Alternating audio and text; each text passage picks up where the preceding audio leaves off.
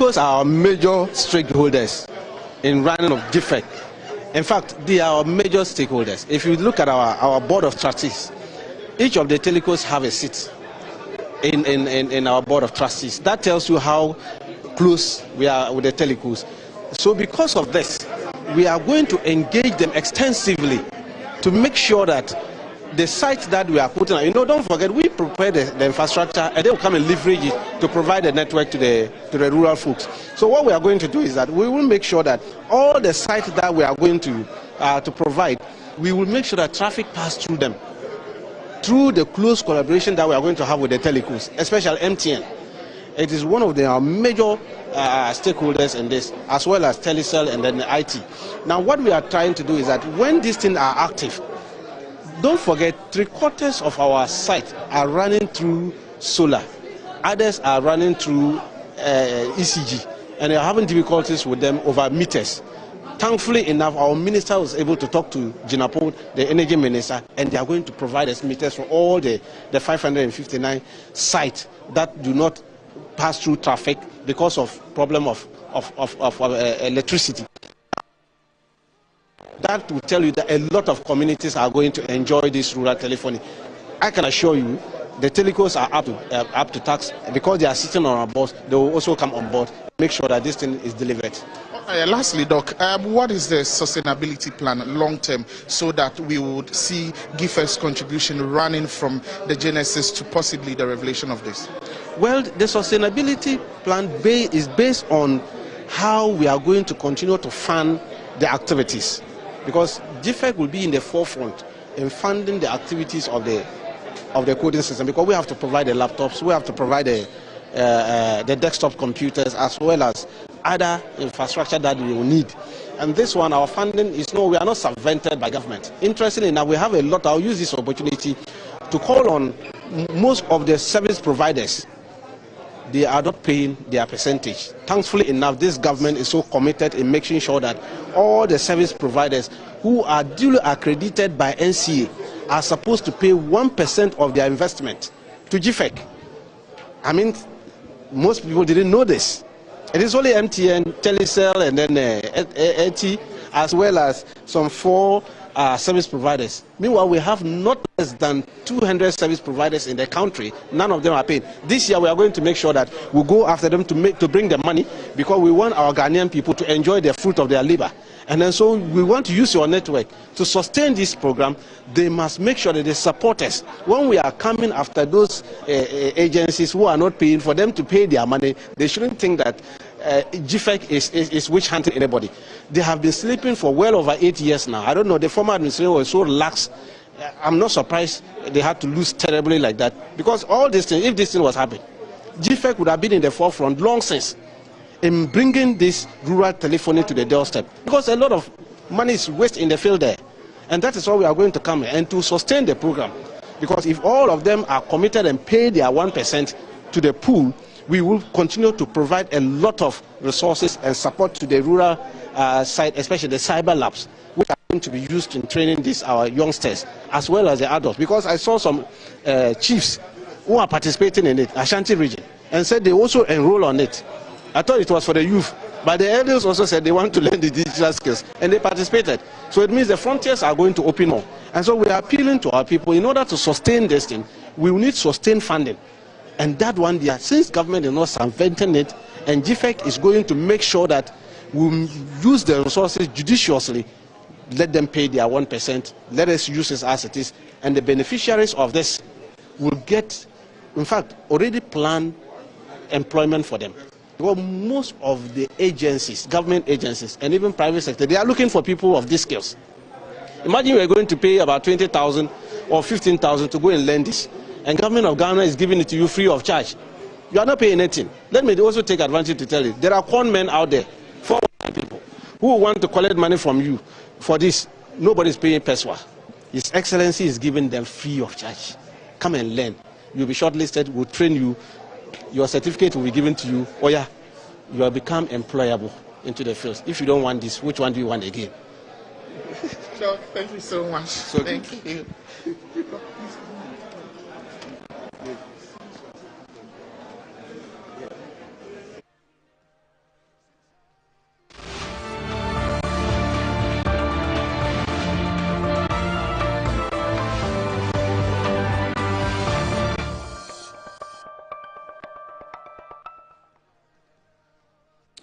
Well, so that's Metro TV sticking with the Communications Ministry, leading the launch of the coders policy or project that this government is hoping to actually embark on a 1 million coders that they're going to launch, or they've launched actually.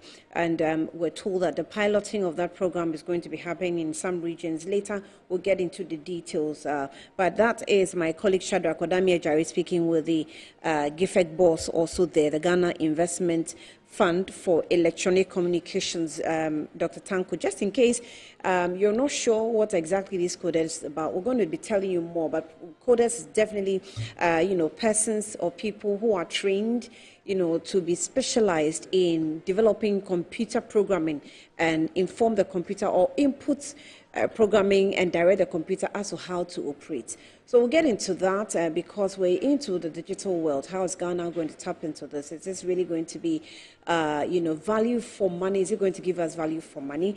Well, we'll get into all that and then speak more about it and explain what it means and how you can also take advantage of it. My colleague is already with me in the studio to give us the afternoon bulletin. You're welcome.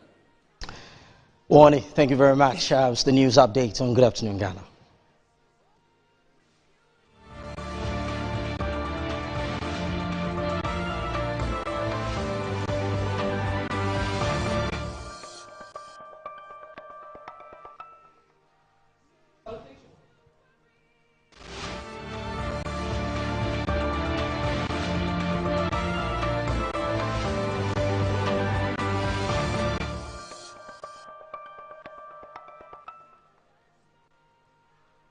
Hey, zoom on.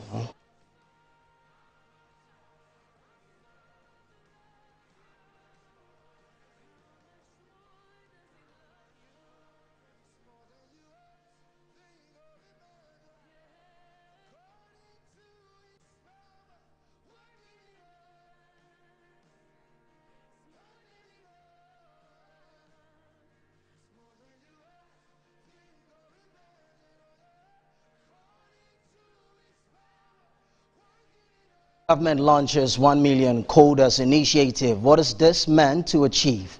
We will speak to some aspects in the ICT space. And now 2024 running mate for the new patriotic party marks the ruling NDC government low in performance. According to Dr. Matthew Prempe, Mahama's governance is very bad.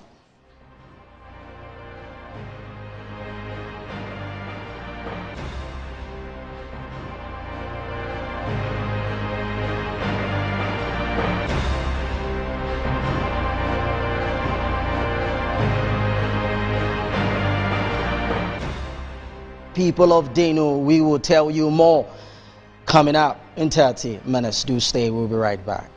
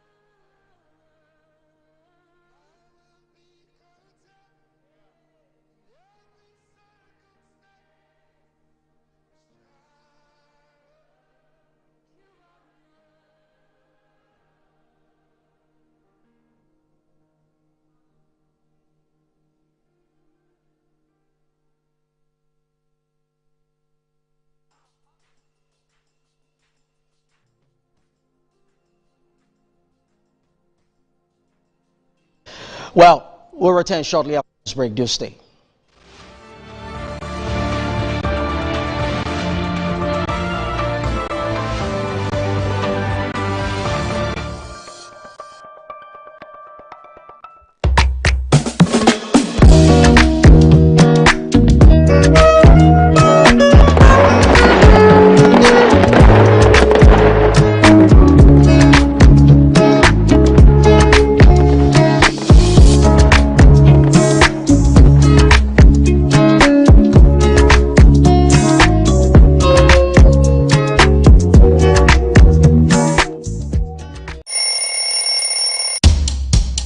anti-cavity, gum protection, brighter teeth, and fresh breath.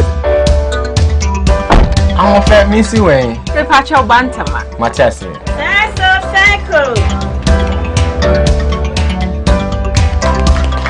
It's her smile. The fresh breath. Me Gidi say we use Cal 360 toothpaste.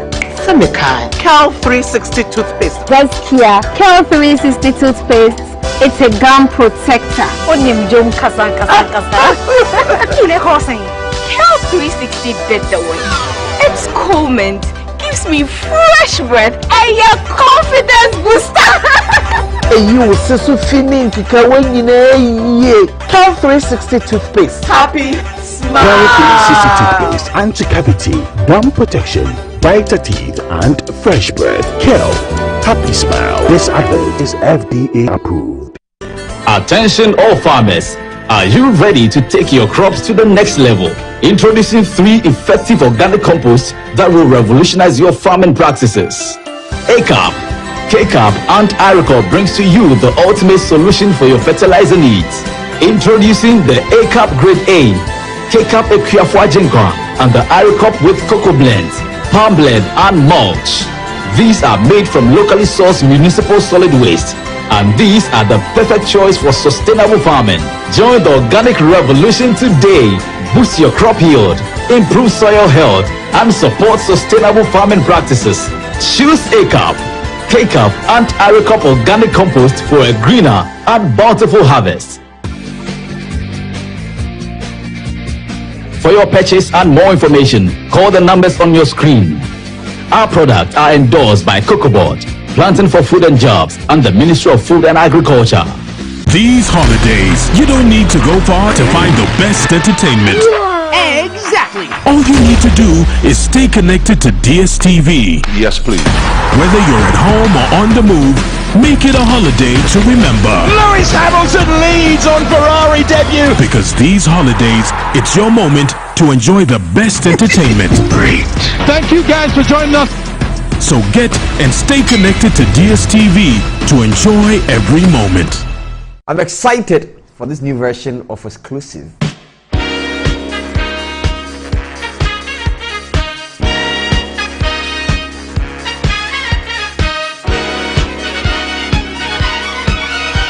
We are back on your screen, two guys, like we never left. Back with a banger. Brand new show with brand new set. Improved version of Exclusive. What it used to be is now better, you know, with fresh and interesting segments here on the program.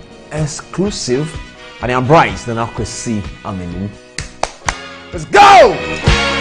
Fred Hampton Jr. is the son of an American activist, Fred Hampton Sr., who was assassinated back in the U.S. in 1969. I refer to my mother comrade. She's, since she's my comrade also. That's the first person I was ever in jail with. One of my favorite segments here on this new version is what we call Ex-Crew Couch. I'm Michael.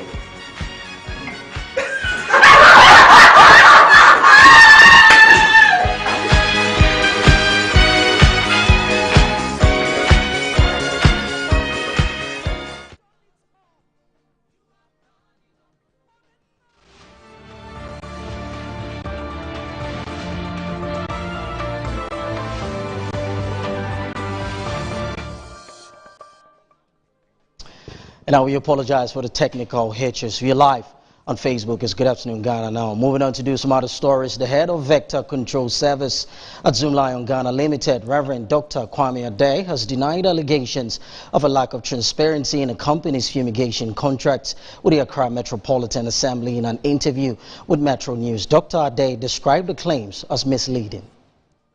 Assertion by AME that there is no transparency in the contract is not true. It's misleading in the sense that a contract is between the Jospon Group of Company and also between the Zoomlion. Right. We have 2 people that sign on behalf of Zoomlion, another 2 people that also sign on behalf of AME or any other MFDA. It is not we who will determine who should be allowed to sign the contract. Right. After we have completed our portion, it is being taken to the assembly.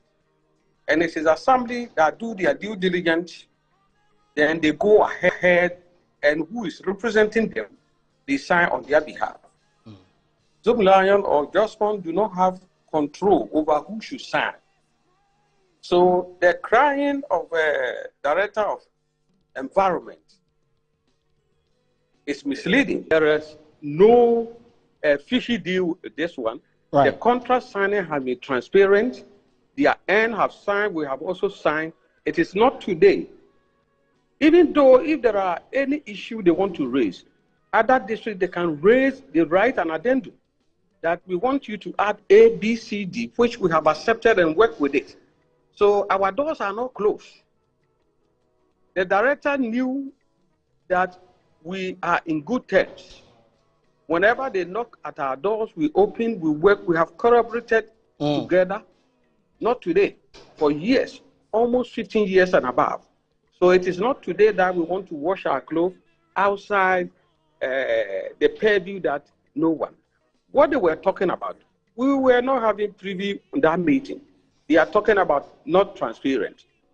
You have a copy, I also have a copy. Right. You sign. You can read from it.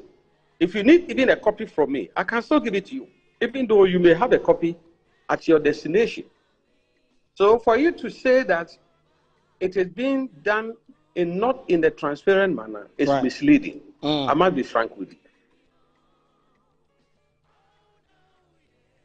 And now the UCS Facility Management, a subsidiary of the Jospon Group of Companies, has embarked on its maiden community volunteer cleanup exercise in a East Legon enclave in Accra. The exercise, which forms part of the Adopt a Street campaign by Zoom Lion Ghana Limited, another subsidiary of JGC, aims to promote a clean environment and healthy living. Exercise involved weeding, sweeping and painting of the median of American House, Bauleshi Street and the intersection of the traffic light. Speaking to the media, the Managing Director for UCS Facility Management, Yadanswa Ampofo, noted that the exercise was part of a bigger initiative to offer volunteerism to the communities in which they operate. She said the company, in collaboration with Zoom Lion Ghana, will embark on the cleanup exercise in the community quarterly. We intend to do this every quarter, and as part of our corporate social responsibility. This is not just the only corporate social responsibility agenda we want to undertake. We have a whole lineup of programs for the entire year, which will be rolling out every quarter. And we believe that since our business is located in East Legon here, if there is any community to benefit from what we are doing or our corporate social responsibility, then it should be the residents of East Legon. She added that environmental cleanliness is a shared responsibility, urging other organizations to embrace the Adopt a Street campaign for the cleanliness of the country. I believe that environmental cleanliness is a shared responsibility. We cannot leave that alone to the government to take care of it. So we encourage all institutions and individuals that also want to partner with Zoom Lion as far as Adopt a Street is concerned to come on board. Any organization can decide to also adopt any streets that they think they can clean, and then the Jospon Group of Companies and Zoom Lion will be willing to support them with the required resources that they need. She said some of the services UCS Facility Management provides for its customers. UCS Facility Management provides soft facility management that covers janitorial services, landscaping services, security services, pest control services, water supply, cesspit emptying, and then rental of mobile cabins to all individuals for outdoor programs. We also have our hard facility management service that also covers electricals, plumbing, carpentry works, masonry works, and the likes. The exercise, which started at 7 a.m. on Tuesday, April 15, 2025, received great applaud from residents in the areas that were cleaned. And now the paramount chief of Penyi traditional area, Togbi Dachi IV, has advised the newly confirmed Ketu North Municipal Chief Executive, Reverend Martin Amenaki, to collaborate with the security agencies in the municipality to combat drug abuse among the youth. The revered chief made these remarks during a courtesy call by the Ketu North Municipal Chief Executive. On his first day in office, the municipal chief executive for Ketu North initiated courtesy calls on the traditional rulers in the municipality to express gratitude for their support during the selection process and confirmation. The engagement, led by the municipal coordinating director, also aimed to seek advice and input from the traditional authorities as he begins implementing the government's policies. The paramount chief of the Penyi traditional area was the first to be visited. He urged the MCE to work closely with security agencies and other stakeholders to combat drug abuse among the youth in the municipality. My advice to my MCE is that, having been appointed and the chairman of Municipal Security Council, we are pleading with him to work closely with them so that we can minimize that behavior among the youth today, so that our future leaders will not be wiped away. The MCE acknowledged the challenge and committed to working diligently to addressing the issue. For a future of our people, I think it's very necessary for us to organize ourselves, come up against this menace, fight against the drug abuse. So I've accepted the challenge thrown to me by the Togbiga, who call for community engagement meetings whereby we educate the youth about the effects of drug abuse. In addition to tackling drug abuse, Reverend Martin Amenaki promised to collaborate with the Member of Parliament for the area to implement development projects, including repairing the existing roads in the municipality. Our dear MP, Honorable Eric Adamagbana, also brought people from the Federal Roads Department. They came and inspected a number of federal roads in the municipality for reshaping, construction, and the buy to me. So it's one of our focus to see to it that all these things, dreams have come true. And now Ghana is gearing up for the second edition of the Kwewu Business Forum this weekend. And this year, it's bigger and bolder. President Mahama has placed in SMU growth at the heart of his development agenda, with his chief of staff outlining key strategies.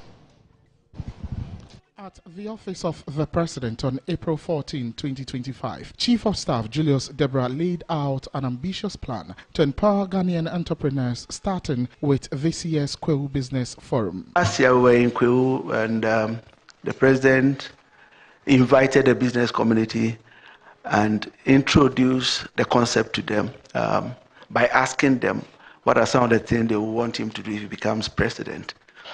Luckily enough, he won the election and he's become the president.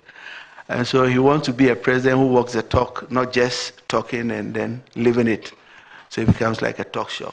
So he, as part of fulfilling his promise to the people he met, has requested that this year we're going to have the second edition of the Kwewu Business Forum. The forum, set for April 19, will bring together all major state-owned banks and financial institutions, mainly led by top executives, to engage directly with Ghana's SME sector. We were even thinking that at least they could send their sales reps or marketing officers, but the chief executives themselves, the MDs, decided that because of the importance the president has attached to the event, they are going to be there themselves. The event will run in segments, focusing on agro-processing, manufacturing and export readiness. The African Development Bank is also expected to participate. Alongside the forum will be an exhibition allowing entrepreneurs to network and pitch directly to potential funders. Each of the banks that will show up are going to pick 5 projects, 5 bankable projects for this year. And they expect that next year when we return to Kwewu, they will invite those 5 people that they helped or assisted to come and testify.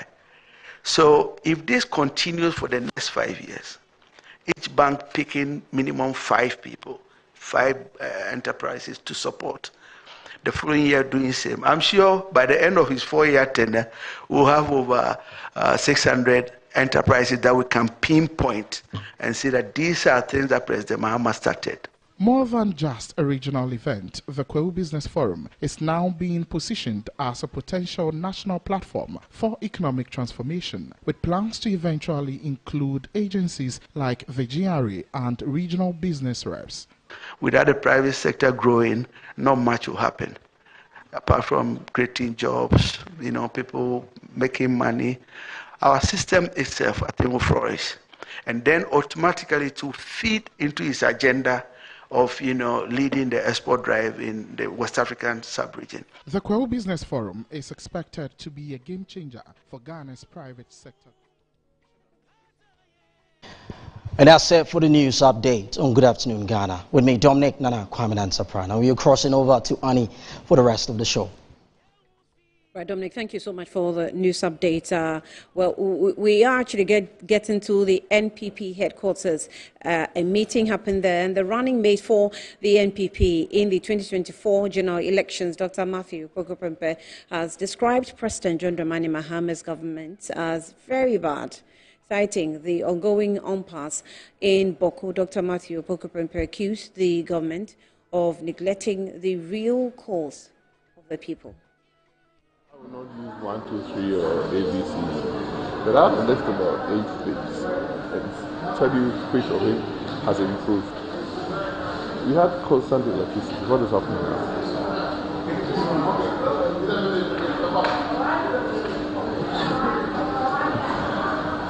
We had Galamsey as an issue. What is happening?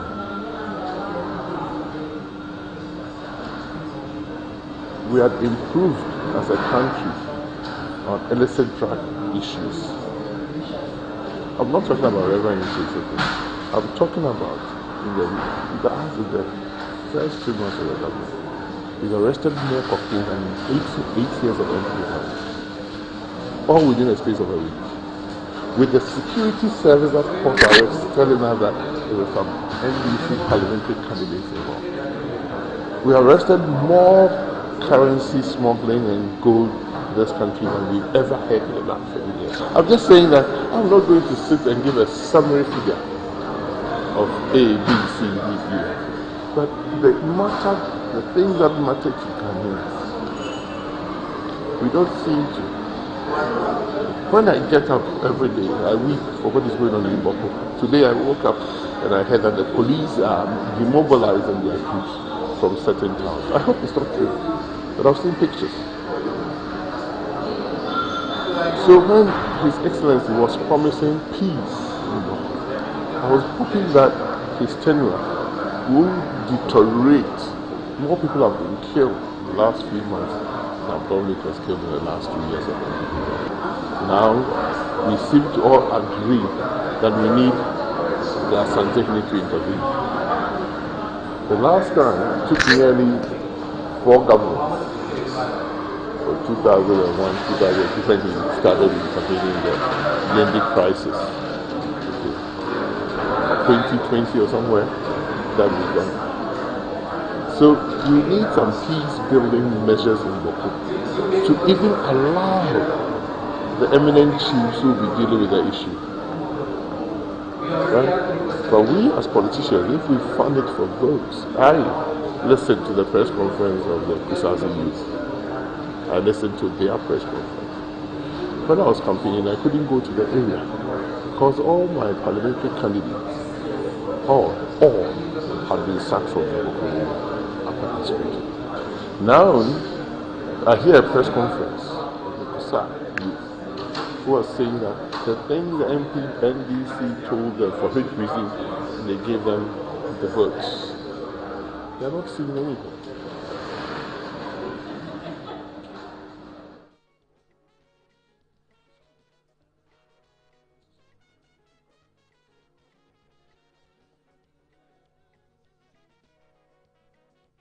All right, that's the running mate for the NPP in the 2024 elections, and also former Minister for Education and the Energy Ministry as well, Dr. Matthew Pokopempe.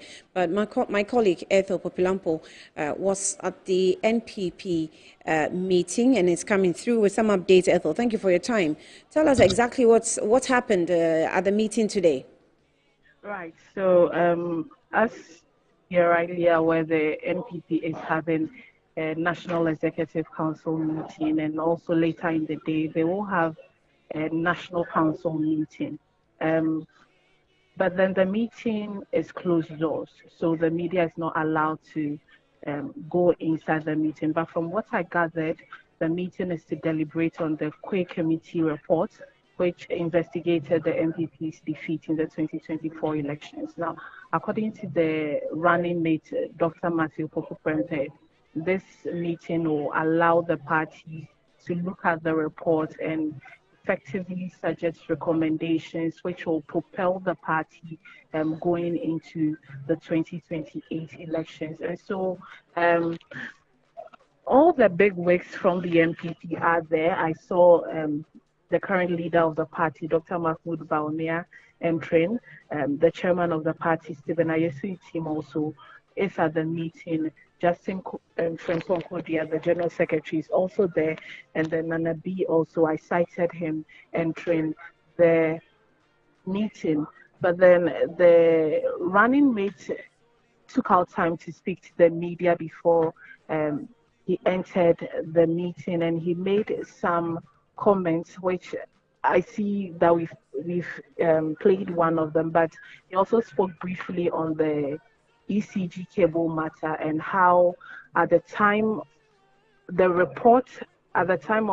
reported theft, he had already resigned, so he's not the person to be blamed in this situation. So yeah, Annie, this is what I can report. Currently, the meeting with the National Executive Council is going on. The National Council meeting is expected to begin at 2 p.m.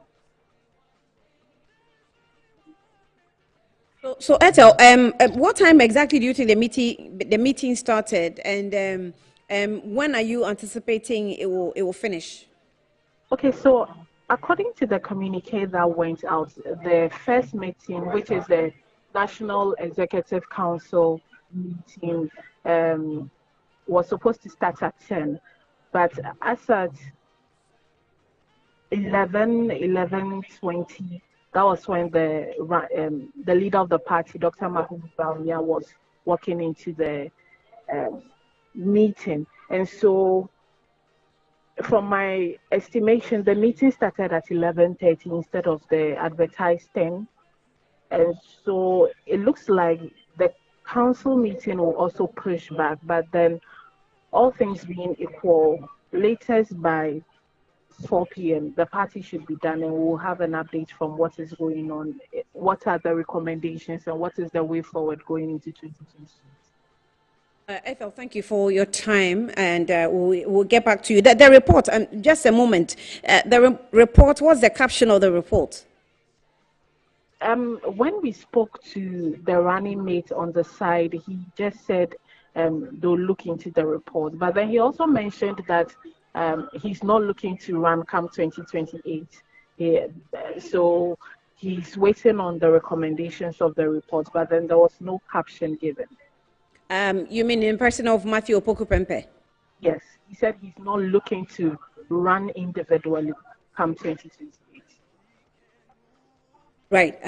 Ethel, thank you for that brief update, and therefore, there you have it. The MPP is holding a National Executive Council meeting. The review of the party's performance in the 2024 election, what went wrong, what went good, what went bad, and what the party will be looking forward to going ahead, as elections continue, or as democracy continues to grow in this country. Well, of course, you need strong political parties, to lead the country into better development.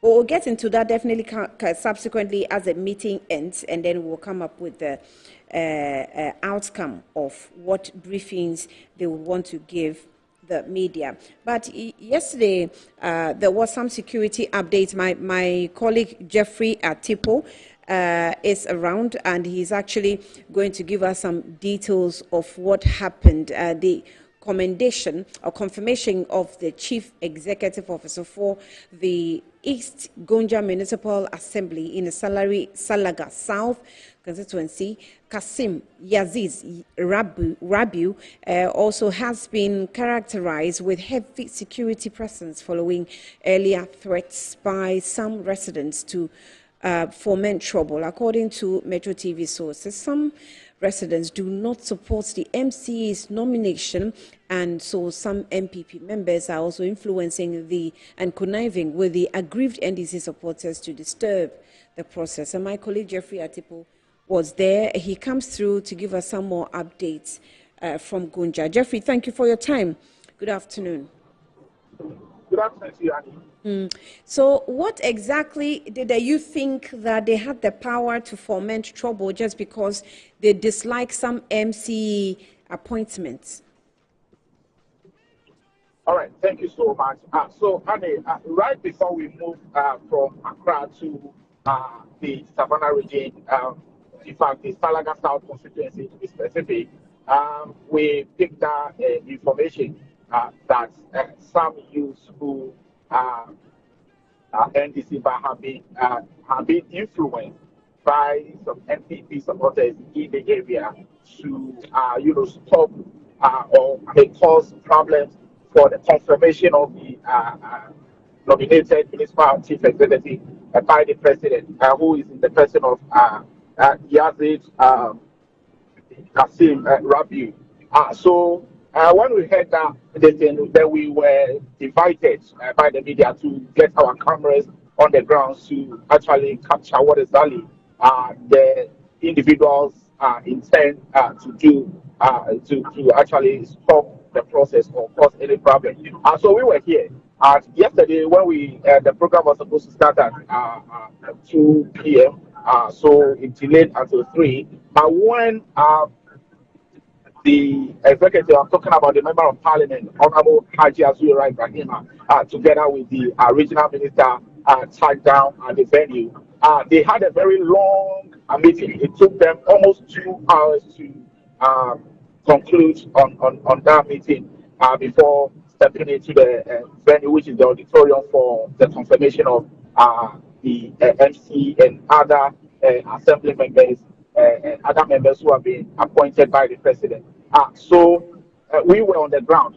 But one thing that made me believe when we sat down was that we saw a very heavy security presence at the venue.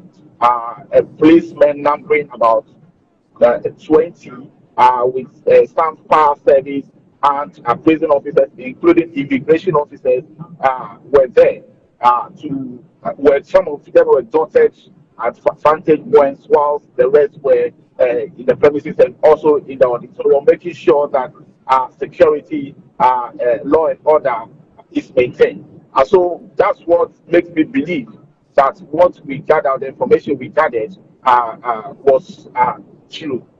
But after the meeting by the top hierarchy, I mean those who supervise the event, I'm talking about the MP and the regional minister, they actually proceeded to the venue, the auditorium where the protest started. So I know some of us who have this information were actually looking forward to see what exactly is going to be happening. So we were on a very high alert as far as we have this information. But I can tell you that when you step in, the actually process went on well until we got to a point where they have to elect a presiding officer for the assembly. That is where the matter begins to get interesting.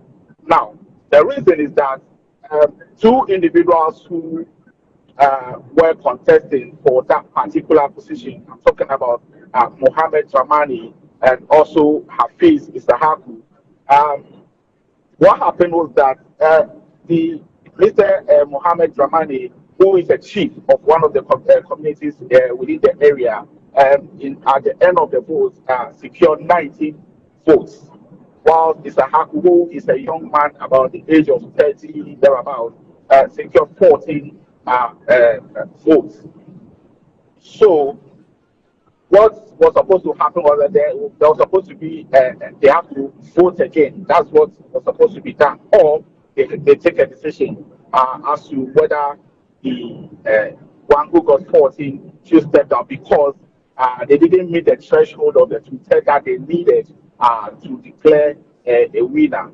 So even that one also took the executive, I'm talking about the MP and the minister and the other dignitaries who were supervising the event back to conclave to, discuss as to the way forward. Should they proceed with voting again or make one of the candidates withdraw?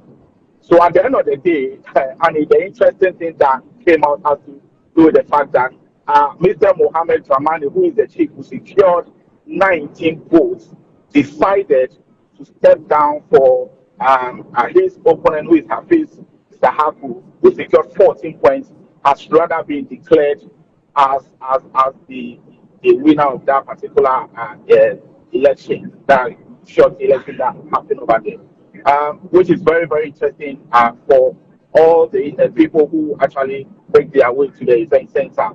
Now, when the decision were going to be taken, I feel some members of the community that I've spoken to have told me that, listen, they are looking forward to the executive coming back with a decision which will not cause any problem because they wouldn't like to see or to hear any information giving priority to somebody who doesn't deserve to be the presiding officer for the assembly.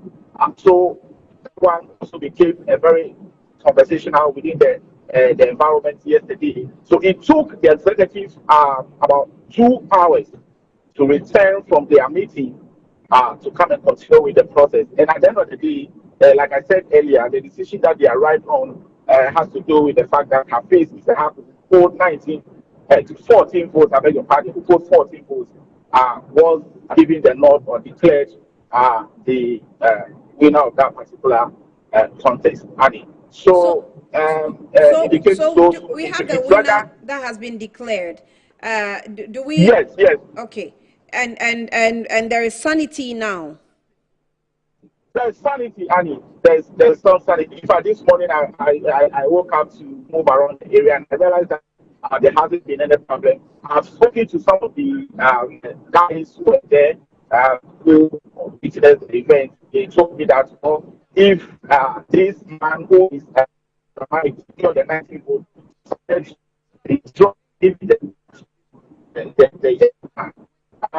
they don't have anything to say because he is a chief of, and he sets an example to make sure that there's sanity, there's peace within the area. So I spoke to him event yesterday where he told me he is a chief. He believes in development. He doesn't believe in chaos. He would have allowed anything else to happen to his teaching that has been taken against him. He could have allowed it, his followers to cause anything, but for national interest and for the love of the party NDC, which we believe that there's unity in the NDC party and understanding, he will just have to surrender for the young man. But he pledged his support for this young man, saying that he will support him in any way or any capacity that he can.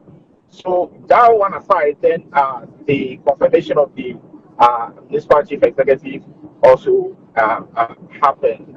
So all 33 executives who are supposed to confirm or cast ballot to confirm him have all, casted ballot in favor of the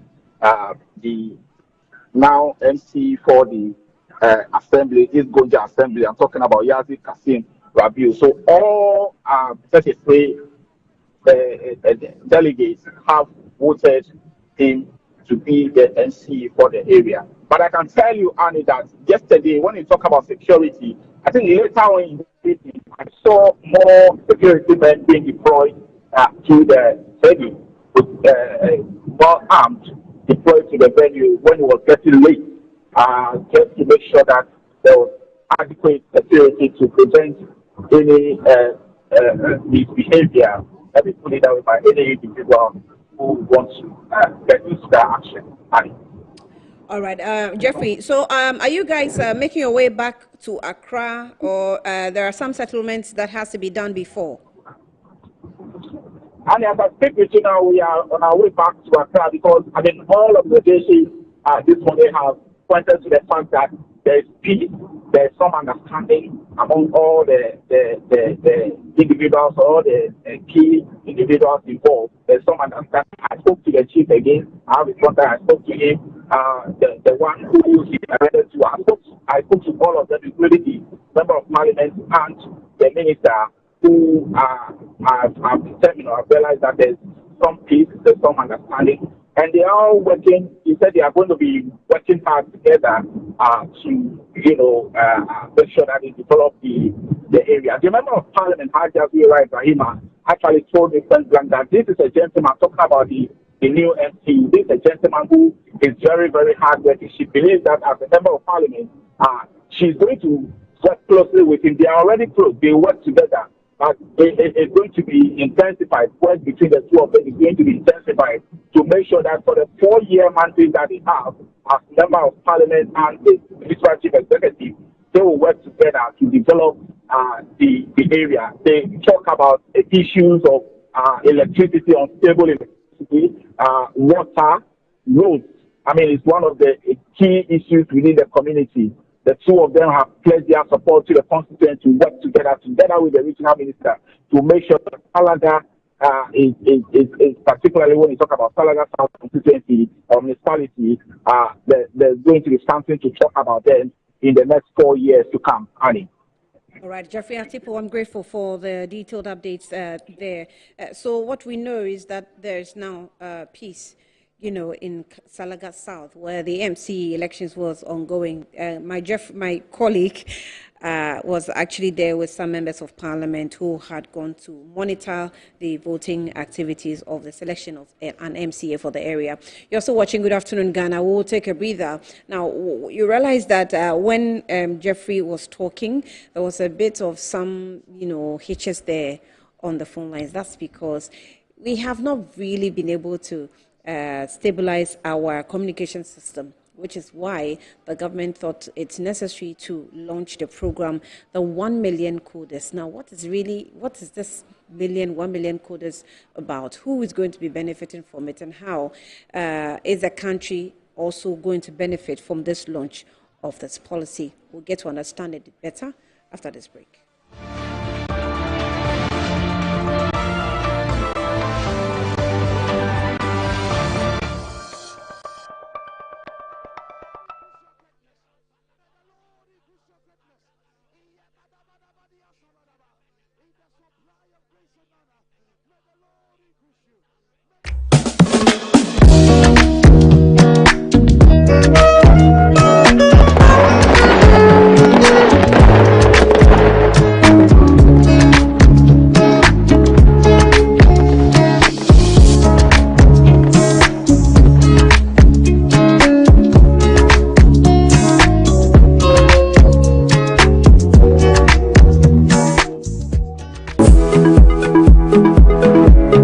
Sometimes the unexpected happens and the hero falls down in his own story. But he needs not stay down for long. Cosmopolitan Health Insurance is your trusted health partner. Whether an individual building a business, with Cosmopolitan Health Insurance, your medical care is our concern. For the best health insurance solutions for corporate institutions, groups and associations, families and individuals, choose Cosmopolitan Health Insurance from our over 700 accredited health service providers nationwide. Call us on 0302 540 668 or 0501 678 547 for all your health insurance solutions. Cosmopolitan Health Insurance, your medical care is our concern. Attention all farmers, are you ready to take your crops to the next level? Introducing 3 effective organic composts that will revolutionize your farming practices. ACAP. KCAP and Iricop brings to you the ultimate solution for your fertilizer needs. Introducing the ACAP Grade A, KCAP Equiafua Jinkwa, and the Iricop with cocoa blends, palm blend, and mulch. These are made from locally sourced municipal solid waste, and these are the perfect choice for sustainable farming. Join the organic revolution today. Boost your crop yield, improve soil health, and support sustainable farming practices. Choose ACAP, KCAP, and Iricop Organic Compost for a greener and bountiful harvest. For your purchase and more information, call the numbers on your screen. Our products are endorsed by COCOBOD, Planting for Food and Jobs, and the Ministry of Food and Agriculture. Hey man, what are you watching? Only the best thing ever. Cause these holidays, the joy never stops. Picture this. The home is filled with low moments and intense drama from the local shows. With Serie A, Premier League, and even WWE. The kids are hooked up with adventures and fun learning. Yes! I love pie. I love you and pie. So stay connected to entertainment anywhere with GoTV. GoTV, love it.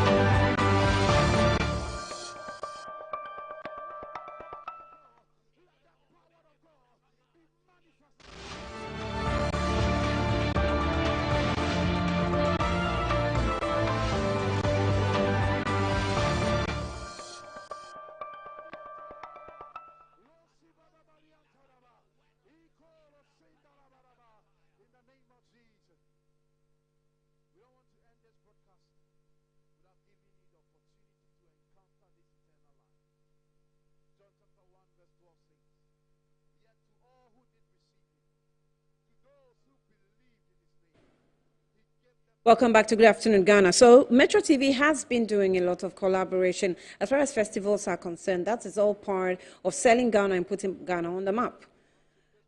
Before we get into the codex discussion, let's get into festivals. And this time we're pitching our cameras in the Volta region. And on the festival called Nugoyiriza, right? And it's actually, happening with the people of Denu in the Ketu South municipality. Yeah.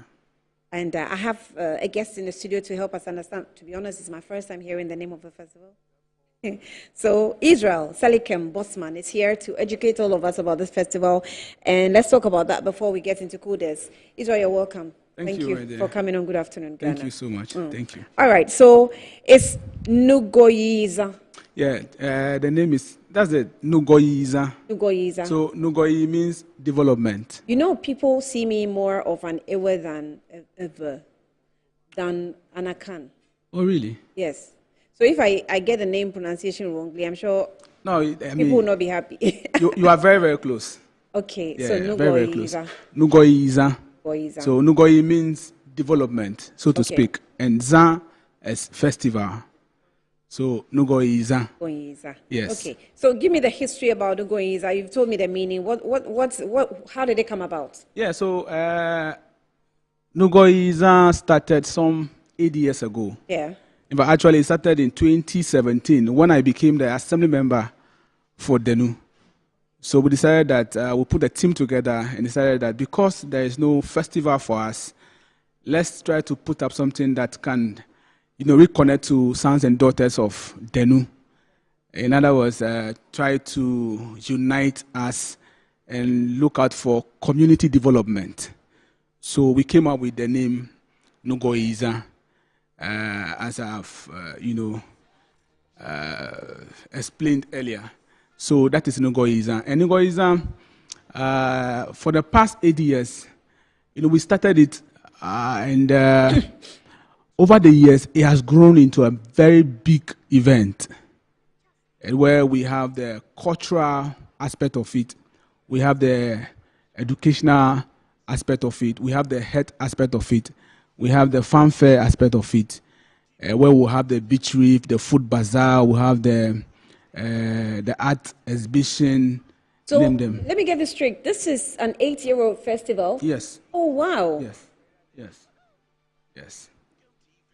So it was something that you created since you became an assemblyman for the Denu area. Yes. And you decided that you want to do something to put the people together. Exactly. Does it look like what the Ashanti Regional Minister is doing now, but this time on a regional level? Sure. Ashanti exactly Fest. Is that Ashanti exactly Fest? So. Yes. Yeah, Ashanti Fest. Exactly so. So we Oh. started it, and it was very small when we started it. But now, and thankfully, Metro TV has come into partnership with us, and we believe that going forward, especially coming year, will be bigger than what we witnessed in 2024 and what we'll be witnessing this year. In fact, so it comes off every week after Easter. Every week after Easter. Easter. Is it a whole week celebration? Yes, it's a whole week celebration. Okay. In fact, we have started it already. We started with the quiz competition for senior high schools and the junior high schools. Oh, okay. We had the youth summit, which is called the Ketu South Summit, Youth Summit. And we are moving from there to, this was on the 10th. We had that on the 10th of this very month. And so the next program will be our gospel rock show. That will be Easter Monday. They will be done for the Easter week. They will move to the next week. So the next week, 24th, will be our, normal cleanup exercise at the beach. We'll have one of the finest beaches around there. Yes, in the country. Yeah, actually, so in the country. the new beach, we call it the Swansea Beach. Okay, that's Swansea. Yeah, that's Swansea. The Swansea Beach is one of the finest you can find. Yeah, because Denu is a place, is like a place of tourism. Sure. A lot of people go to Denu. Sure. I haven't been there before. Oh, okay. I will invite you. Your team is coming. Your team is coming next week, so you need to. I think I have to join them. You have to because join. When you were talking, all I was thinking was food. I'll get you. Tell food in water. I'll be in the I just want to eat some. Right? Yeah. Okay. So you do the cleaning of the beaches. Yeah. So let me ask you about the problem with your beach. I know you have clean beaches, at least compared to what we have in Accra here, but do you still have some challenges when it comes to your beach? Yes, of course, challenges will continue to, once a while, come up.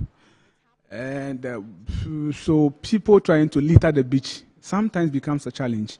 The more you do clean up at the beaches, the more you see people, some recalcitrant, walking around and dropping or littering around the beach. And so that's a bit of a challenge. That's why in Denu, almost every month we do a clean up at the beach, just to keep it clean.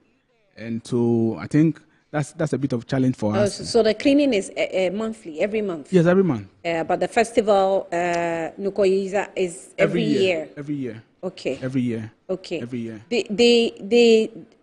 There's a cliche about Volta region, that Volta region is the cleanest region in Ghana. Is it what? They said it's the oxygen. My producers, my producers are whispering. Yes, they said it's the oxygen region. Okay. For the country. That's correct. Is that true? That's correct. Why? Why? Because we are disciplined. That's why we keep the Volta region very clean, especially our beaches. I don't know if you actually realize that. Since I started the program, I hadn't smiled like this. Just to talk about Volta region, I have some beam of smile on my. Volta is amazed. Like sometimes I look at the region and I'm like amazed. Yeah, sure. Amazed. Sure. The green. Yeah. The neatness. At least the level of cleanliness in the Volta, fantastic. Very, very Their fantastic. food, something not to miss. Yeah. Sure. So okay. So when it comes to the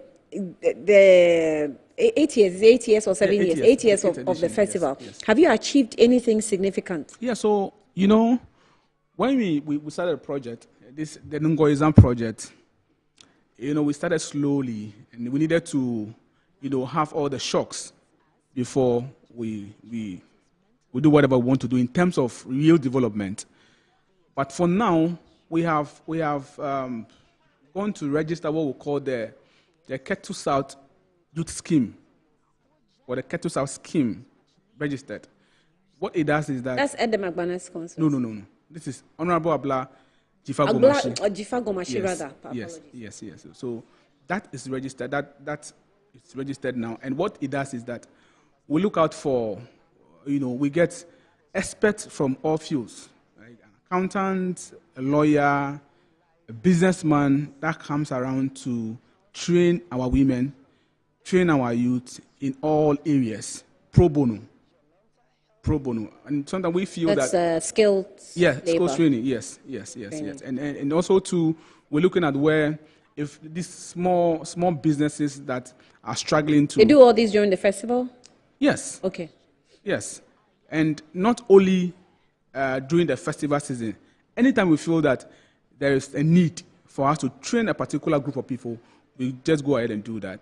And sometimes, like I was saying, small businesses that are struggling to pick up, we give them something very small to boost their businesses, and it's like a revolving fund. You bring it back, we'll give it to somebody else, and that. So we are looking at... They pay back? Yeah. You're sure? Yeah, sure. They pay back. Though it has not been easy, but at least, we understand the chemistry over there in terms of businesses. So, the economic environment. Exactly. So how about the situation with the sea defense challenge? That's a big challenge. In some part, you see that that's a big challenge. Annually it becomes... It is a big challenge. As we speak now, when you come to Denu, Denu, from the sea, from the coast to where the sea itself is, those when we're young, you can look at the distance very, very far away from the offshore. But today, when you get to Denu Beach, it's getting closer. It's because of what is happening from Agaveji, Agaveji, Amuchino, and Salakopo down to Adina, and it's hitting us in Denu all the way to Aflao. When you say it's getting to you, what have you seen that you think is getting? That's what I'm saying. That it's eating up the coastal barriers. Exactly. Or the fences. Exactly. Okay. That's because we have not really built any sea defense, so yes. It keeps washing. Yes. Okay. Yes. So you can see that it's washing towards... Getting very, very close. Very, very lined close. up. Yes, very, very close. Towns. Very, very close. And it's alarming and it's threatening too. So, but I believe that the new government will do something quickly to build that defense for all the way from Agavaji to Aflao. Otherwise, trust me, a lot of houses, down to Adina, all the way to Aflao will go because it's really, really coming, really coming. But you also don't think that these people should just move? Well, because even though if we build sea defense, there should be some allowable space for the sea. We seem to be, I believe in the technology of land reclamation from the sea, because it's happening. Even in Nigeria, they are doing land reclamation in the sea. So it's possible. But if we have not been able to, develop the technology to do that and start something like that, then we have to move away for a bit until we're ready to. You see, I feel that's okay, but I feel that clearly we need to do something about it. Government needs to do something. Otherwise, you see, the way the sea is coming, the speed at which it's coming, that means that the whole community would have to resettle. Yeah. All the way, when you know Denu very well, it means that when we want to wait till everybody relocates before government comes in to build the defense, it means that all the houses in Denu will not become a Denu again. You will not see Denu again. Just like it's happening now in Amuchino and Agavaji. Today as we speak, I don't think there is Amuchino and Agavaji again because... Yeah, but you cannot also be so static. Where you reside now, where Denu is situated now, some years ago it was not there. Yes. It's people who kept moving. Yes. So when you see that there's a looming challenge, obviously you know that you have to move. It doesn't mean that you take away, the name also stays there. You can take your name with you and move to wherever you want to. You understand? Well, I understand, but is it... Because if you look at the Akosombo Dam spillage, we're told, I'm not sure if we're right, but we're told that where the people were affected, It's at the lower basin of the dam. Yeah. So obviously they were not supposed to be there in the first place. But because maybe over the years we've done spillage, but in very manageable quantities, so it doesn't really affect people. Or we have managed the water levels and we don't have to open and all that until this big disaster happened. Do you understand? So maybe I was actually suggesting that that's okay. These people shouldn't settle here again. They should just move them somewhere else. Majority of them have relocated. Majority, especially Amuchinu, Salakope, and Agabaji, they have moved, and government is putting plans to get them a housing project where they can rehouse them again until that reclamation is done and the defense is being done also, so they can come back and don't forget that's their business. That's their livelihood. They go to sea. That's what they eat from. That's what put food on the table for them. And so sometimes it's difficult, but as we speak now, majority of them are not even in town anymore. They had to move to other communities around, their main community, just to, look for shelter. And so the last time the president was there, I think there was a plan actually to do something very quick so that he can house them and also see what they can do as a bigger picture by building a very good defense for us all. So that is in the pipeline. And I think that moving to Denu, we are watching. We are taking a cue from what is happening over there, moving to us. So people the are other also, towns. Yes, other towns. That's Amuchinu and Agavaji. Amuchinu. Yeah, and Agabaji and Salakopa. They are the ones being affected now heavily. You understand me? And the sea is now moving towards us now, to Aflau. You understand me? So we move to Denu, then towards Aflau. Yes. Aflau. So we are taking a cue from that, and our people are we are getting prepared so we can start looking for places where people can just relocate for a time being before, the unforeseen. Have you had a chance to communicate with maybe the other assemblymen in the adjoining towns? Yes, of course. In terms of your festival, when you are celebrating it? It's a festival for not only the people of Ketu South or Denu, even for the diaspora. When I say the diaspora, I'm talking about Togo and Benin. Okay. No, we are very close. Yes. Yes, and so it's a festival where you see, all backgrounds. Joining.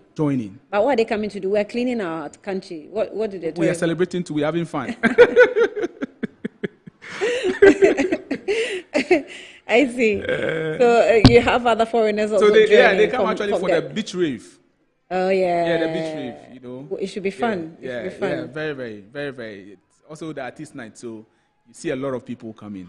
A lot of people from whole Accra, Tema, Kumasi. You see them. Even people, you see sons and daughters that are living outside the country. Outside, yeah. Yes. They all come. Yeah, some of them are, they started coming back for this festival.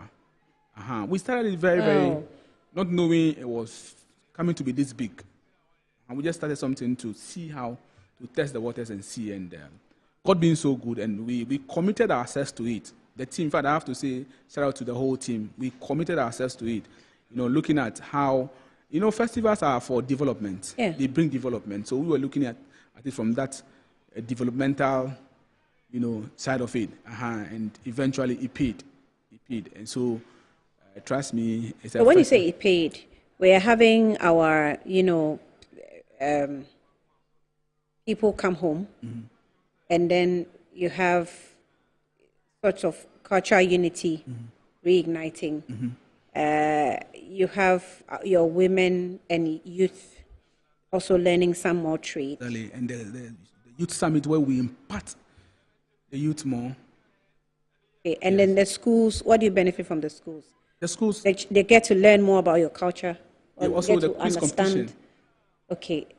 The quiz competition, it's a learning, sort of a process also for them. And so because we have this math and quiz competition that happens in the country all this while, and sometimes you see when our students are not exposed to some of these things, they become timid when they when they are faced with some of these things. So it's deliberately we designed this one to take out that fear and also expose them to some of these things.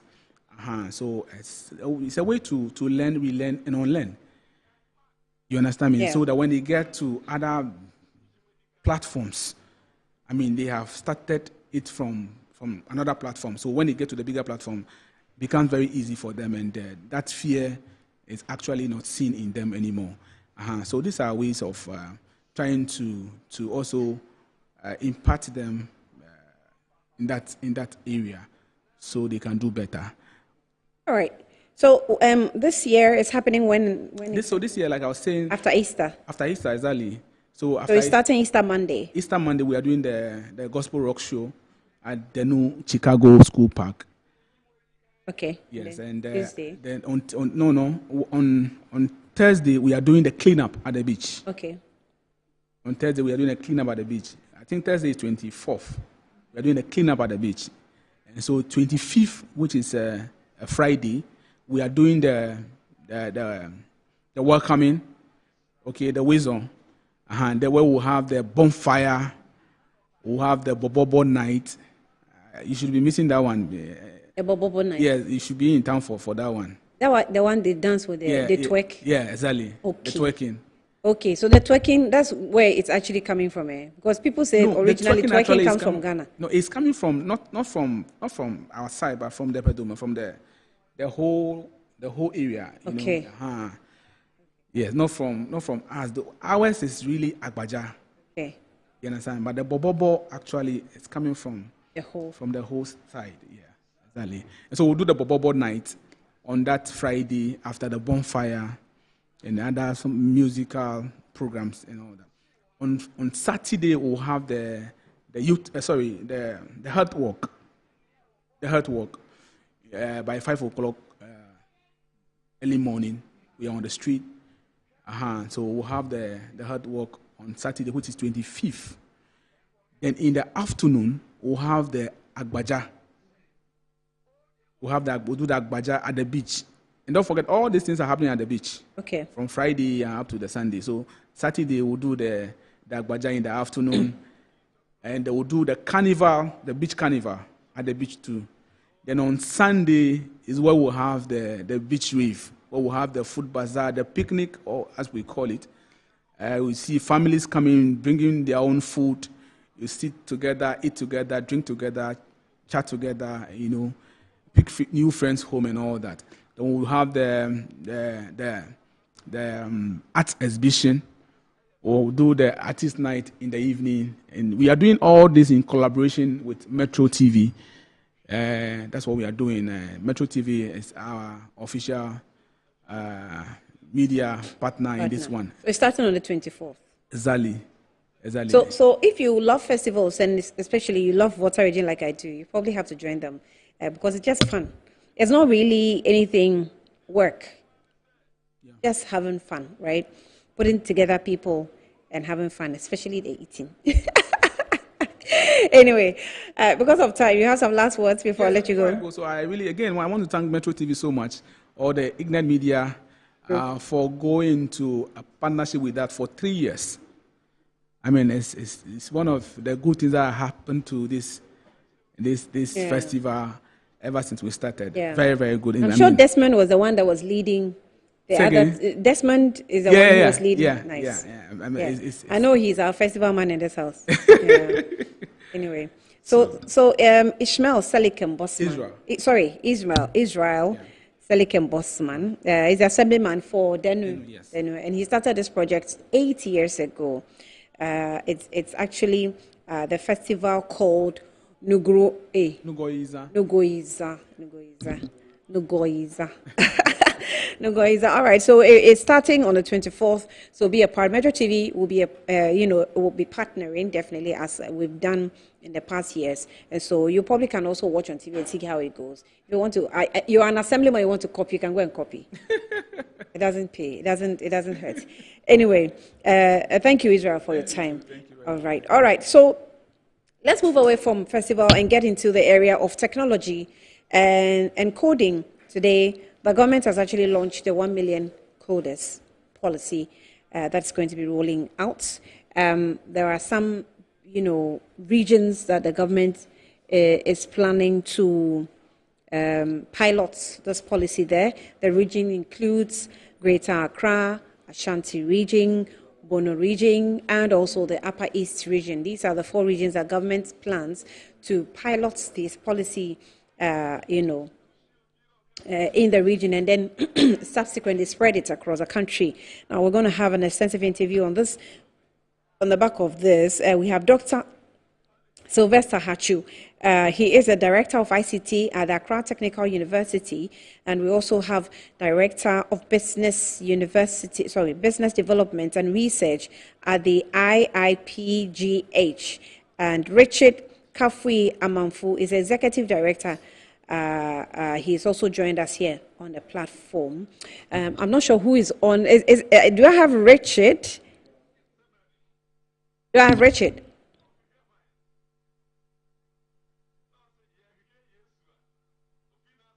Okay, so that's okay. I'm told that they are off for a moment, but let me just let you know that the government actually planned this, 1 million coders during the elections. It gave us, in fact, in 2020, it was one of the policies that was actually contained in the NDC manifesto. It was carried forward into the 2024 elections, and of course, it now has been launched, led by the Communications Ministry, to see how this is going to benefit Ghana. But what do we know really about coders? All right, so I'm told that Dr. Sylvester Hachu is the Director of ICT at the Accra Technical University. He's joined us via Zoom to talk more about this. Doc, thank you for your time. Good afternoon to you. Hello, Dr. Hachu, can you hear me? Hello, Doc? Okay, we're struggling a bit with that, but let's take another breather. When I come back, I'll speak with these 2 gentlemen.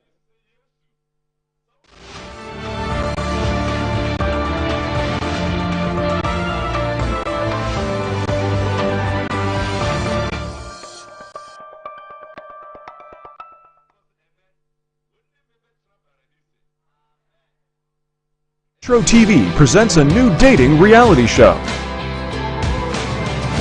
Tell me, what's the favorite part of my body, and can you describe it with a word?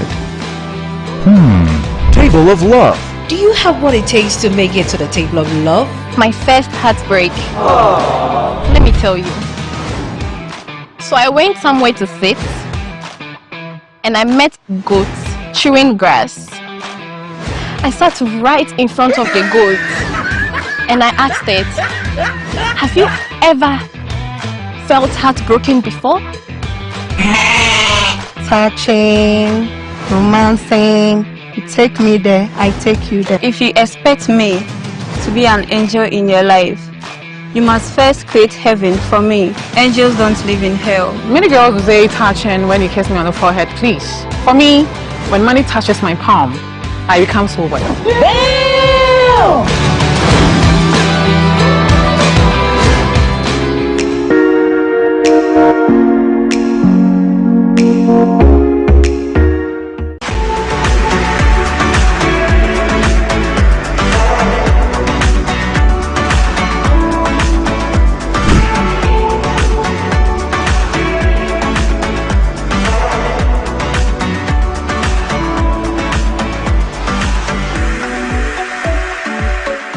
Watch out for Cook Africa Season 2 coming to the Metro TV with Ahiniwa.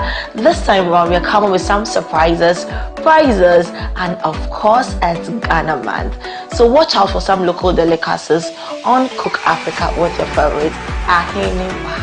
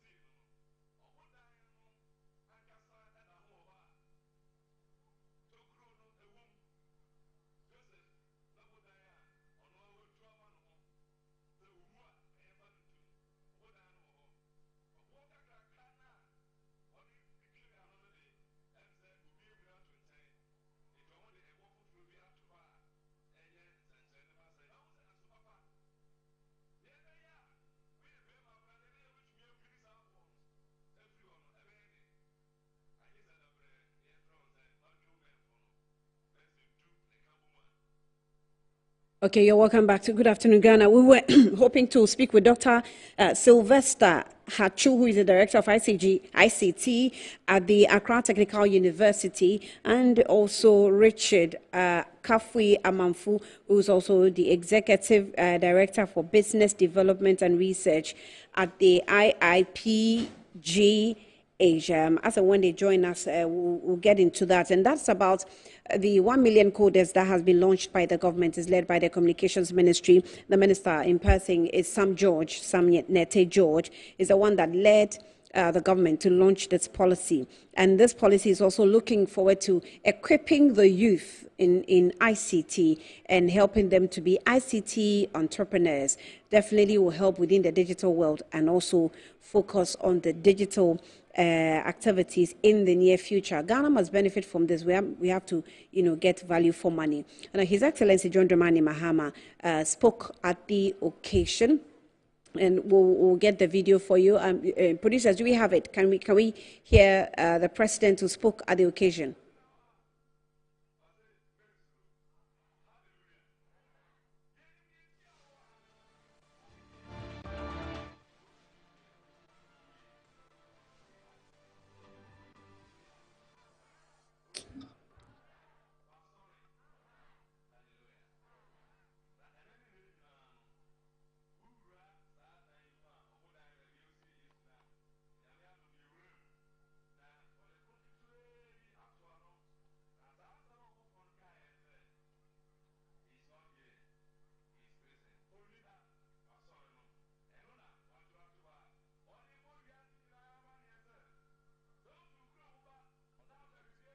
Herein gathered, members of the diplomatic corps, representatives of our development partners, heads of institutions, directors in the ministry, executives from the NDC party headquarters, industry pioneers, our bright young minds, the Vice Chancellor of the University of Ghana, civil society advocates, distinguished guests, friends from the media, ladies and gentlemen, all protocols observed.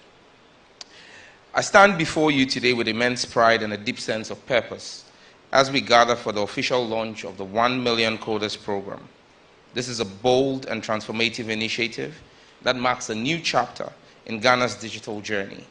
This is not just a program. It is a promise to our youth, to our future, and to the idea that no Ghanaian should be left behind in the digital age. Let me take this moment to extend a heartfelt welcome to each and every one of you. Your presence here today, whether as a policymaker, partner, industry leader, traditional authority, educator, or young innovator, underscores your belief in the vision we are unveiling, President Mahama's vision. I am truly grateful to all who honored our invitation and made the time to join us for this important milestone. The 1 Million Coders program stands as a flagship initiative of the John Dramani Mahama government, driven by a simple but powerful objective: to equip our young people with the digital skills they need, not just to survive, but to lead in the 21st century economy. It is about preparing a generation of thinkers, builders, and problem solvers who will shape the future of this nation with code in their hands and opportunity in their sights.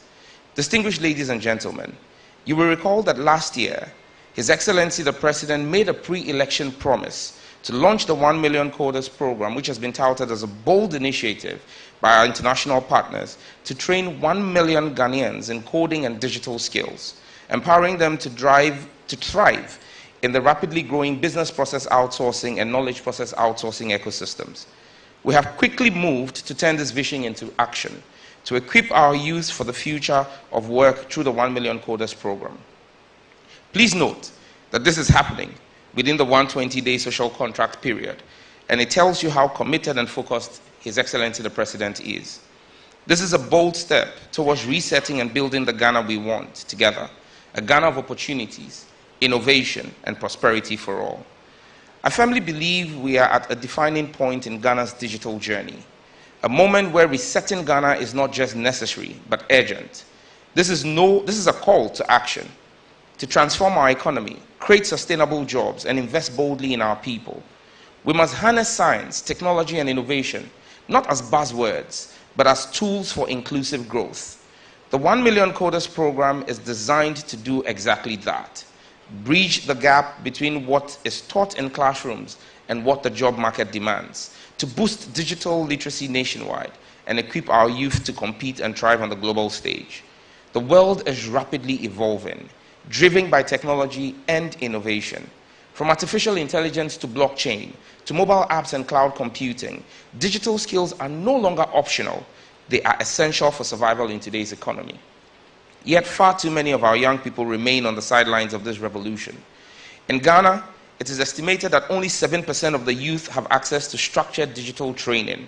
And across sub-Saharan Africa, nearly 60% of our young people lack foundational digital skills. This gap isn't just a missed opportunity, it's a barrier to progress, and we must break it down. Distinguished ladies and gentlemen, the 1 Million Coders program will provide comprehensive training in coding and digital skills initially in 4 locations and later spread out nationwide. Ghana India Kofi Annan Center of Excellence in ICT, where we are this morning, is leading the content creation and training of the program.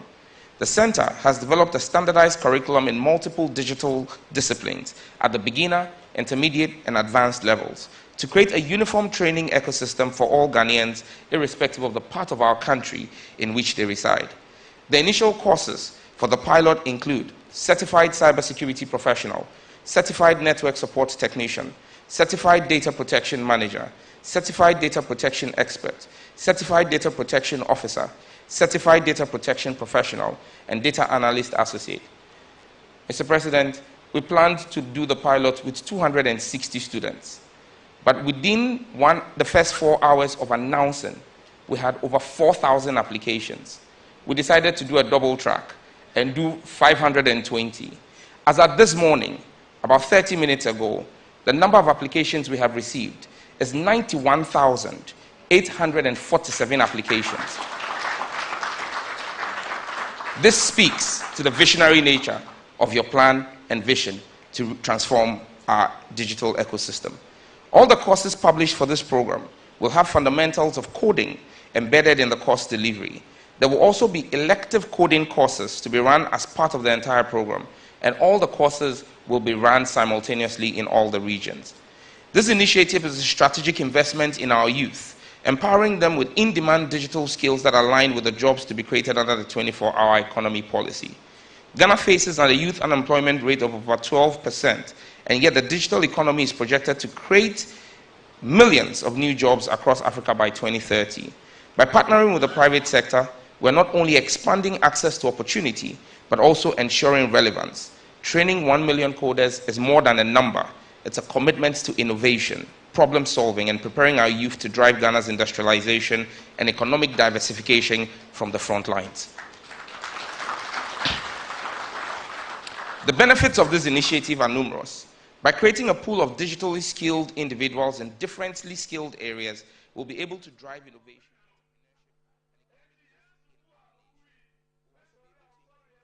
Minister for Communications, Sam George, who also, has given us some updates. And as you can see, according to the numbers that he's provided, the original plan was to use 270 persons to do the piloting. I already mentioned about 4 regions that the piloting was supposed to have been done. And now, by this morning, as of the time he was speaking, 91,847 applicants had actually, been recorded by the Communications Ministry, which means that people are interested, they want to learn. Let's see how many of them will be able to pass and get into, the coding world. But let's go onto Zoom and speak with Richard. Richard has joined us. Richard Kafui Amanfu. Richard Kafui Amanfu is Executive Director for Business Development and Research at the IIPG. Richard, thank you for your time. Good afternoon. Hello, Richard. If you can unmute, I think you're muted. Okay, well, but in the meantime, let's also engage Dr. Sylvester Hachu. He's a director of ICT at Accra Technical University. Sylvester, if you can hear me as well, good afternoon. Hello, Sylvester?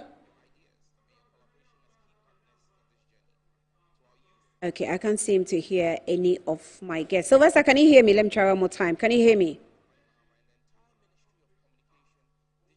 Hello, Sylvester. How about Richard? Can Richard hear me? Okay, none of them is successful. Let's go and speak, sorry, hear His Excellency John Dramani Mahama, who was also at the launch this morning. Proceed on the protocol established by the Minister and just say, distinguished ladies and gentlemen. At this rate, it will appear that I should register a copyright with this Nkiti name because the various brands of Nkiti that are coming out, we could make quite a lot of money with that. And so, ladies and gentlemen, good morning. Today marks a defining moment in our national journey. We're not merely launching a program, but we're laying a foundation for a new economy.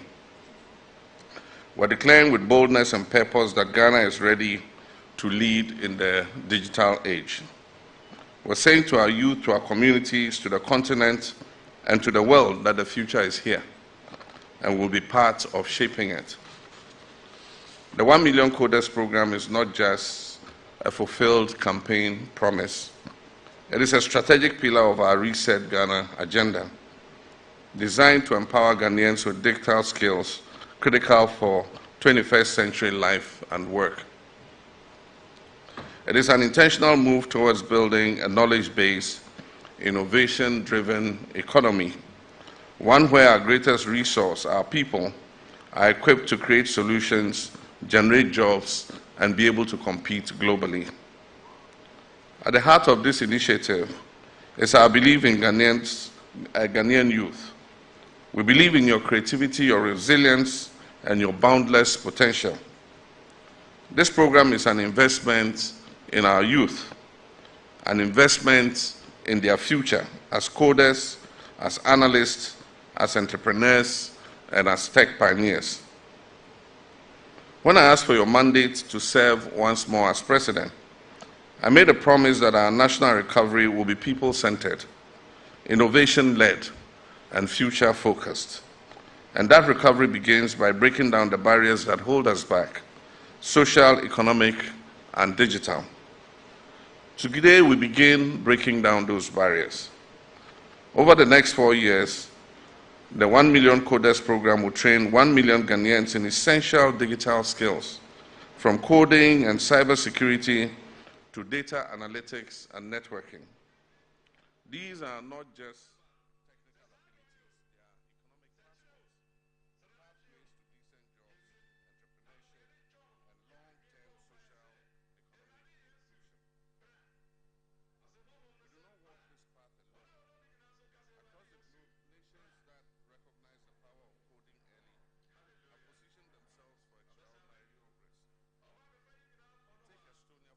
and speak with him again.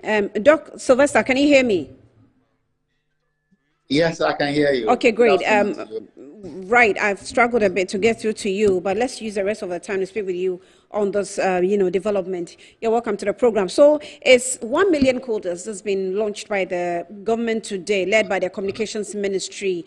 Now, from where you're coming from as a lecturer, from the ICT background, what exactly does this mean to the nation? Well, it means a lot to the nation. And I think, as we are all aware, we have a very huge youth population. Our population is made up of a lot of young people who are energetic, who need jobs. And one of the easiest ways of creating jobs is to use the tech, as we have seen in other countries like India and other places. So this is a huge opportunity for our young people to take advantage and then jump on the opportunity and then to get jobs, get the skills that are needed for the modern day job. So, well, for my lane background about ICT, I actually indicated that it's a way of equipping the youth in how to program computers and ask them to do what they want the computers to perform. But you, maybe from a professional background, you can help us understand what is coding.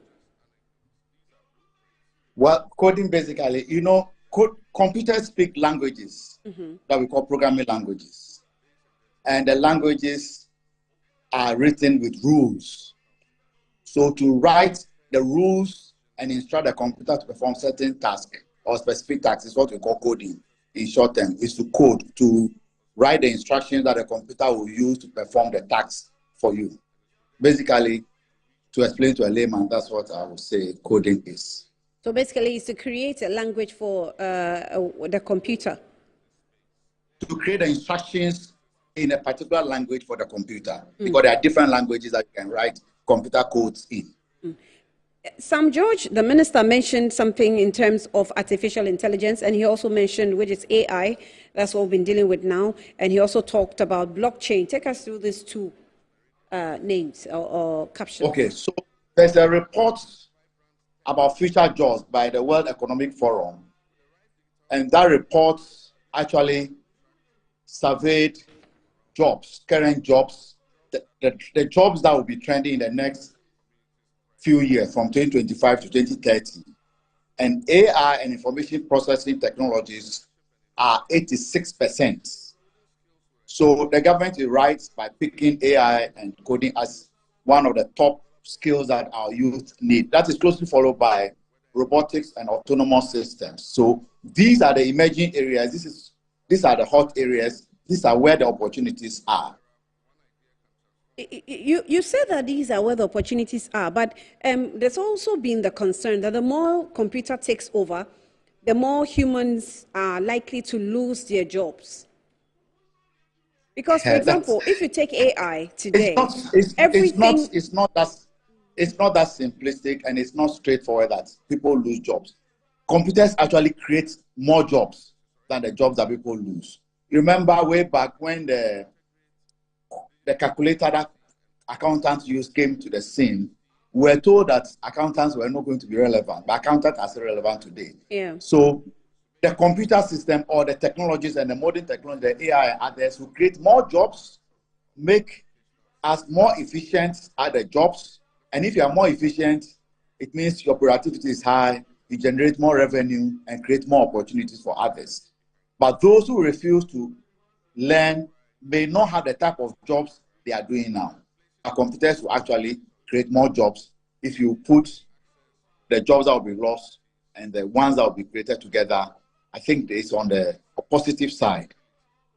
Now, for the numbers that the minister actually gave, he said they originally thought that they wanted to use 270 to pilots, but as of this morning, they had recorded 91,847. Now, if you look at the youth of the country, do you think that we actually do have the capacity of youth to train? Yes, I know that we have some in the universities. I know we have some at the SHS level, but with Ghana's literacy rate, do we have the youth, even though they've registered, do they have the capacity to learn all these things? Let me understand. You are the one lecturing them. Yes, so two things. I think there's a basic criteria, there's a minimum criteria for qualifying. I've checked the requirements for application or filling the application form or registration form to join the program. We are expected to have some minimum skills to be able to read and use the computer at the minimum. So it's not just for anybody, it is for those who have the basic requirements. The same way other government programs have requirements for entering. This you need some basic requirements. And for most of our youth who have finished high school or in the universities, they have the basic IT skills. Majority will have the IT skills. And of course, government will filter and shortlist and select those who qualify to meet. There are other government flagship programs for other people, like the let me put the trending one, then Kukon Kitikiti and other things that people can also venture. So there's a minimum criteria for it. You have to have basic skills. Yes.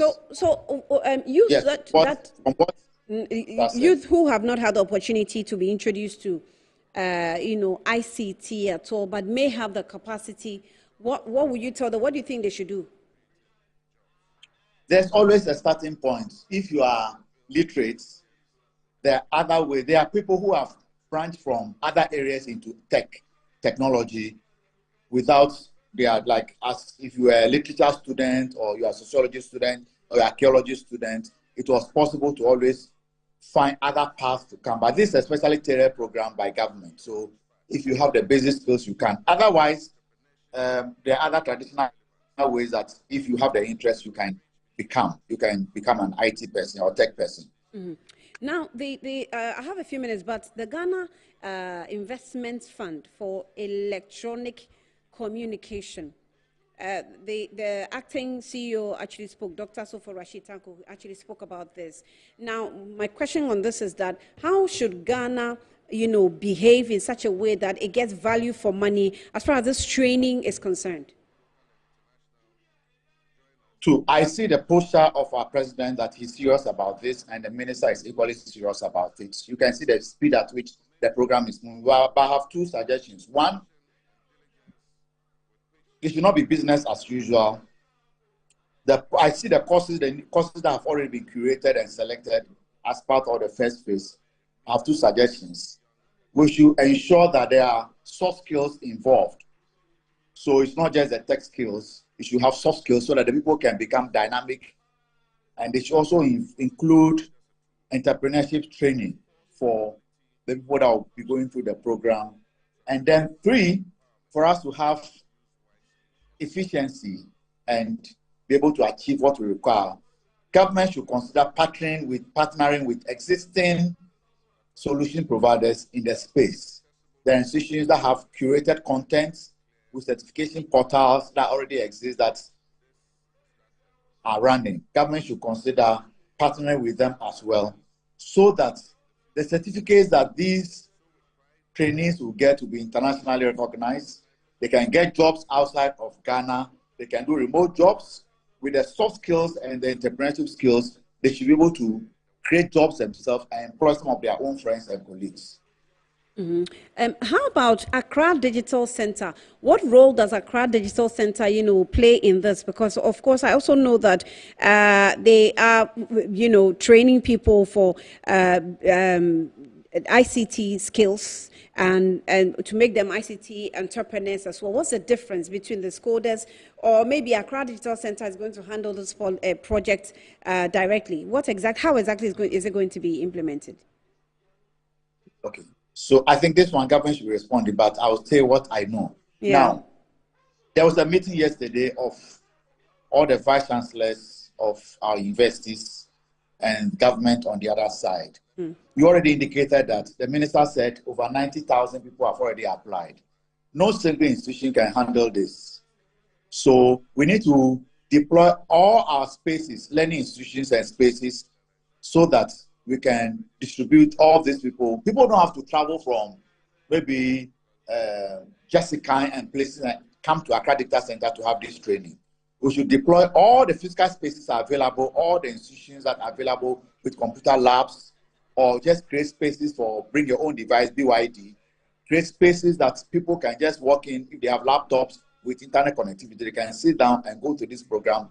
That's why my previous suggestion is very important, that there are already existing training content providers that have content curated, especially for some of the areas that government has already indicated and advertised, and other areas that are not even part of this, so that we can make use of all the resources we have to be able to achieve this. No single center for governments. Right. So it means that all the digital platforms and resources we have must be able to come together in this. I'm looking at the work of GIFEC. I'm looking at the Accra Digital Centers and all the centers across the country, and where the I know the communication ministry is head of it all, but these resources must be put to maximum use as far as this coding policy is concerned. Exactly. All stakeholders, all spaces, physical spaces, virtual spaces, institutions, universities, colleges that have spaces spread across the country. Because, mind you, this is not only an Accra thing. It's not going to be in Accra. Yeah. It's all over the country. And if you speak to the minister, you'll notice that applications are coming from all over the places. We're not going to create another urban migration where people travel all the places, all from all the hinterlands, only to come to Accra because they want to benefit from this program. This program is a technology program. It must not create another problem for government. So we should deploy all the resources we have, all the spaces, and have this program run across every possible space in the country.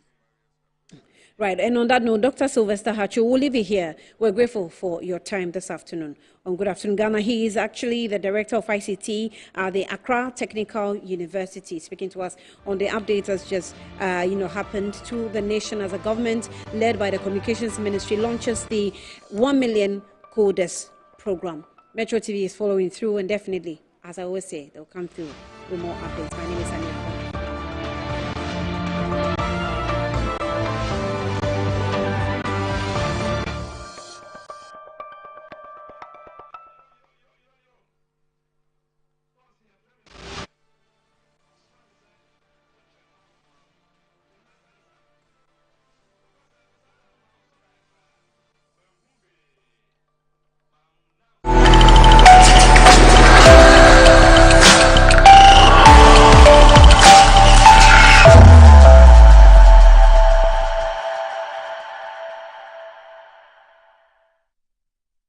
Metro TV presents a new dating reality show.